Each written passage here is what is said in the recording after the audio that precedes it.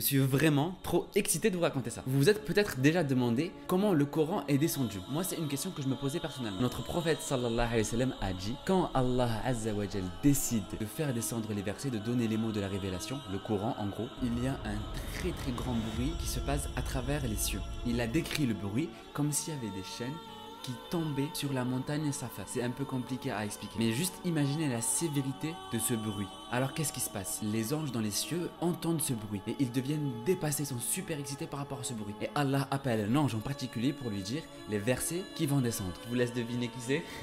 Bien évidemment c'est Jibril, encore lui. Juste imaginez 30 secondes, Allah Azza wa Jal qui parle directement avec Jibril.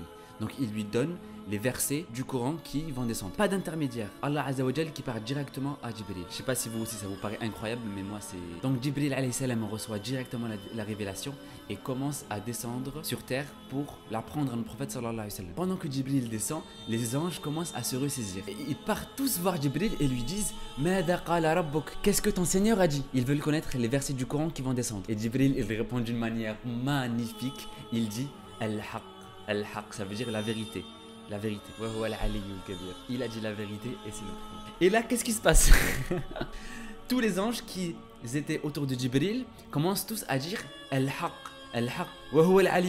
Imaginez la scène, comment c'est incroyable. Et tout le monde commence à descendre avec Jibril alayhi salam sur terre, en train d'escorter ces versets du Coran qui vont être délivrés à notre prophète sallallahu alayhi wa sallam. Pour exemple, quand Surat Al-An'am a été révélée, elle a été révélée en une fois, comparée à d'autres sourates qui ont été révélées en plusieurs fois petit à petit. Plus de 20 pages en une fois. Imaginez à quel point c'est lourd. Et il y avait plus de 70 000 anges qui escortaient Jibril, qui se dirigeaient vers notre prophète sallallahu alayhi wa sallam pour lui apprendre les versets de Surat Al-An'am. Vous vous demandez peut-être pourquoi tout cet excitement de la part des anges autour du Coran qui descend. Une des raisons est que pas tous les anges peuvent lire le Coran. Il y a seulement quelques anges qui ont reçu la capacité de pouvoir lire le Coran et de le réciter. Jibril alayhi salam par exemple. Allah Azza wa Jalla nous dit Inna Qur'an al-Fajr kana mashhuda. Ce qui veut littéralement dire que la lecture du Coran pendant la période du Fajr a des témoins. Et c'est qui ces témoins-là? C'est les anges qui viennent écouter le Coran parce qu'ils n'ont pas reçu la capacité de pouvoir le réciter. Comme toi, t'as pas reçu la capacité de pouvoir voler par exemple.